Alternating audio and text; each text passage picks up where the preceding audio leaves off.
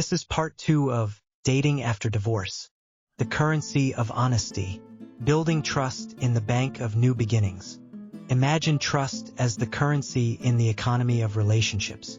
In the world of post-divorce dating, you're essentially starting with a new bank account. How do you build up your reserves? The answer lies in the power of honesty, with yourself and with others.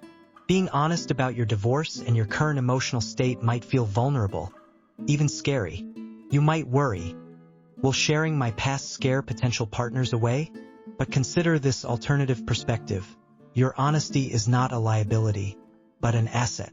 It's a testament to your emotional maturity and your commitment to authentic connections. Take the example of David, a divorced father of 3 who decided to be upfront about his situation from the start. On his dating profile, he wrote, "Divorced dad, still figuring things out, but excited about new beginnings. Looking for someone patient and kind to share life's adventures." This honesty attracted Lisa, herself a divorced mother, who appreciated his transparency. Their shared experiences and open communication became the foundation of a strong, lasting relationship. But honesty isn't just about disclosing your past. It's also about being true to your present needs and future aspirations. Ask yourself, what are my non-negotiables in a new relationship? How much of my time and emotional energy am I ready to invest in dating right now? What are my long-term relationship goals, and how have they changed since my divorce? Your honesty is not a liability, but an asset. Being clear about these aspects with potential partners isn't just courteous. It's crucial for building healthy, sustainable connections. Remember the words of the philosopher Søren Kierkegaard. The most common form of despair is not being who you are. Embracing and expressing your authentic self, past, present, and future, is not just brave, it's revolutionary. Navigating the new dating landscape. Charting your course through digital waters. Imagine stepping into a time machine and traveling back to when you last dated. The landscape has likely changed dramatically, hasn't it? The rise of dating apps and online platforms has transformed the way we meet and connect with potential partners. It's like learning to navigate by stars, only to find yourself in an age of GPS. This new terrain can feel overwhelming, even alien. Terms like swiping, ghosting, and catfishing might sound like a foreign language. But fear not. This brave new world also offers unprecedented opportunities to connect with like-minded individuals. Consider the story of Maria, a 50-year-old divorcee who was initially hesitant about online dating. She worried it would feel impersonal or shallow.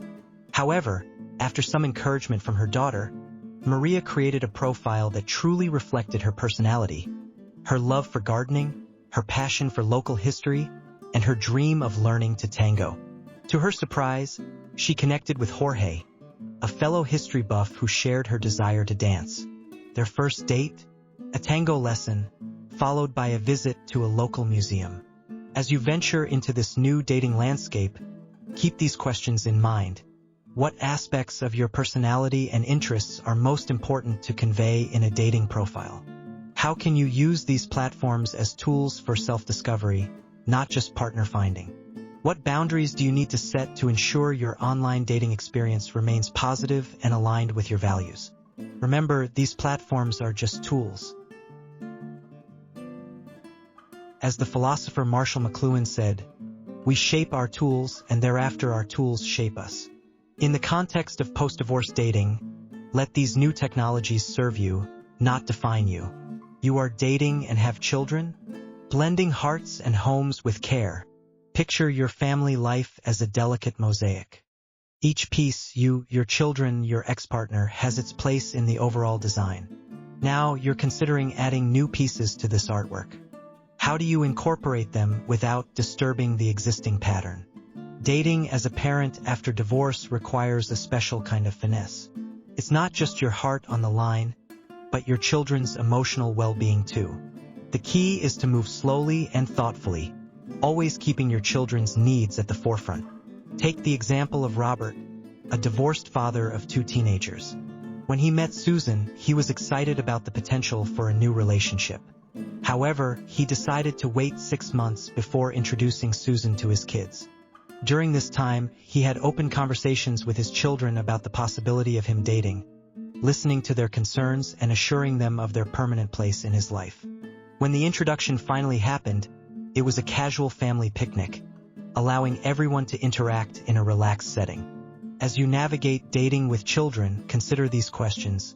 How can you create a healthy balance between your needs as an individual and your responsibilities as a parent? What conversations do you need to have with your children about your dating life? How will you know when it's the right time to introduce a new partner to your children? Remember, there's no one-size-fits-all approach. There's no one-size-fits-all approach. Every family is unique, and what works for one might not work for another. The important thing is to keep the lines of communication open with both your children and your potential partners. As the philosopher Khalil Gibran wrote, "Your children are not your children. They are the sons and daughters of life's longing for itself."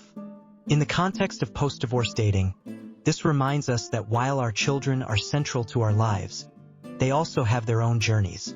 Our role is to guide them through these changes with love, honesty, and respect. In conclusion, embracing your unique journey. As we dock our ship at the end of this exploration, remember that your journey through post-divorce dating is uniquely yours. There's no predetermined route, no right way to navigate these waters. What matters is that you stay true to yourself, honor your needs and those of your loved ones, and remain open to the possibilities that lie ahead. Dating after divorce isn't about replacing what was lost or filling a void. It's about opening yourself to new experiences, connections, and growth. Your journey through post-divorce dating is uniquely yours. It's about rediscovering joy, redefining love, and reimagining your future. As you step forward into this new chapter, carry with you the wisdom of your past, the strength of your present, and the hope for your future. Remember the words of the philosopher Friedrich Nietzsche. And those who were seen dancing were thought to be insane by those who could not hear the music. In the symphony of life after divorce, you're composing a new melody. It may be unfamiliar at first, perhaps even discordant. But with time, patience, and self-compassion, you'll find your rhythm. And who knows, you might just create the most beautiful music of your life. So dear, as you close this chapter and open the next, I leave you with one final question. What song will you choose to dance to in this new phase of your life? Your journey awaits. Embrace it with courage, hope, and an open heart.